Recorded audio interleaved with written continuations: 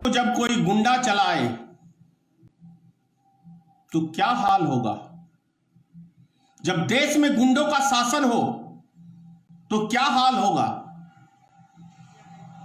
जब देश के मुख्यमंत्री गुंडे बने, प्रधानमंत्री गुंडे बने, गृह मंत्री गुंडे बने, तो देश का हाल क्या होगा? आप कल्पना कर सकते हैं, अंदाजा लगा सकते हैं। जब गुजरात के मुख्यमंत्री श्री नरेंद्र मोदी हुआ करते थे तो कौन कौन सी धाराओं में उनके ऊपर केस चलता था? क्या देश की जनता से यह छुपा हुआ नहीं है? गृह मंत्री को तरी पार क्यों किया गया था गुजरात से? यह देश की जनता से छुपा हुआ नहीं है। योगी आदित्यनाथ के ऊपर कौन कौन सी धाराएं लगी हुई थी उत्तर प्रदेश में, यह देश की जनता से नहीं छुपा हुआ है। तो जब ऐसे व्यक्ति सत्ता पे आएंगे, सत्ता पे राज करेंगे, तो किसी भी व्यक्ति का कहीं से किडनैपिंग हो सकता है। कोई रोकने वाला, कोई टोकने वाला कहीं नहीं मिलेगा। इसका जीता जागता उदाहरण मैं आपके सामने अभी प्रस्तुत कर रहा हूं कि हरियाणा से कोर्ट कैंपस में पुलिस की मौजूदगी में आदमी का किडनैप होकर ले जाता है और पुलिस तमाशा देखती रहती है। क्या खूब कानून व्यवस्था है देश के अंदर, आप समझ सकते हैं। उत्तर प्रदेश में क्या हाल है या देश का क्या हाल है, आप लोग बेहतर जानते हैं। मुझे ज्यादा इस पे कोई आपको बताने की आवश्यकता नहीं है। देश की जनता एक एक चीज अब समझने। देखा होगा अभी कानपुर के अंदर ही एक व्यापारी की भाजपा के नेताओं ने ही किडनैप किया, अभी एक हफ्ते पहले की बात है, और उसका मर्डर करके एक कुएं के अंदर फेंक दिया, भाजपा के नेता। तो जब मैंने इसीलिए कहा, मध्य प्रदेश में आप देख लीजिए, वहां भी भाजपा के नेता किडनैपिंग करते हैं, उत्तर प्रदेश में भाजपा के नेता किडनैपिंग करते हैं। तो जब सरकार के नुमाइंदे ही इस चीज को अंजाम देंगे तो आम जनता क्या सुरक्षित रहेगी? आप ये खुद सोचिए, खुद फैसला करिए। बिहार में वही हाल है, यूपी में वही हाल है, मध्य प्रदेश में वही हाल है, कर्नाटक में वही हाल है, हरियाणा में वही हाल है।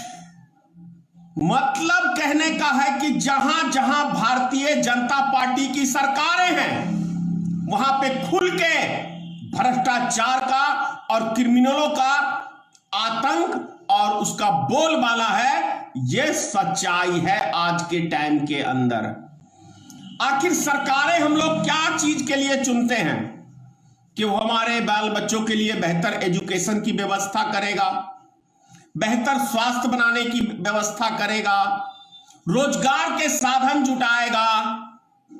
यही सब चीजों के लिए हम सरकार को चुनते हैं और नेताओं को चुनते हैं। लेकिन भारतीय जनता पार्टी ने भी यही वादे करके सत्ता में आई कि हम अब कितनी बार एक ही बात को दोहराऊं, मुझे खुद अच्छा नहीं लगता है। आप सबको याद है, महंगाई पे आई थी, रोजगार पे आई थी, 100 दिन में काला धन लाने की बात कही थी। क्या इनमें से किसी भी चीज पे नरेंद्र मोदी की सरकार ने अंकुश लगाया? नहीं लगाया। काम क्या किया? देश के अंदर 15 करोड़ आदमियों को बेरोजगार किया। 15 करोड़ आदमी आज बेरोजगार हो गए इनकी शासनकाल में। 5 लाख से ऊपर कंपनियों में ताला लगाया, जिसका भाषण खुद प्रधानमंत्री ने दिया। तो समझने की बात है, क्या मंदिर का शिलान्यास करने के लिए हमने प्रधानमंत्री बनाया था एक गुंडे के हाथ? यह साधु संतों को शोभा देता है, किसी महात्मा को शोभा देता है? हमने इसलिए प्रधानमंत्री नहीं चुना कि वो हमें बेघर करे, हमारे बाल बच्चों को भूखे मारे। इस चीज के लिए तो नहीं हमने सत्ता दी मोदी सरकार को। ये सोचना पड़ेगा हम सबको, नहीं तो आने वाला समय जो है सो तो नजर आ ही रहा है पूरे देश की जनता को। विशेष और मैं आपसे क्या कहूं। जय हिंद, जय भारतीय मित्र पार्टी। नेशनल दस्तक की आपसे गुजारिश है कि अगर इसको बचाना चाहते हैं तो नेशनल दस्तक को सब्सक्राइब करने के लिए रेड कलर के सब्सक्राइब बटन को दबाएं, फिर बेल आइकन की घंटी दबाएं। नेशनल दस्तक को बचाने के लिए बहुत जरूरी है कि हर खबर को शेयर करें, लाइक करें, कमेंट जरूर करें।